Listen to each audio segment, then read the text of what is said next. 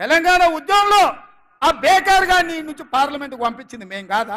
పాలమూరులో ఊరు లేదు, పార్లమెంటులో నోరు లేదు, అయినా బేకారోడు కరీంనగర్ నుంచి మన జిల్లాకు వలసి వస్తే మనం గెలిపియలేదా? కొడకల్లారా ఎవడన్నా టచ్ చేసి చూడండి, మా పాలమూరు బిడ్డలు అగ్ని కణికలై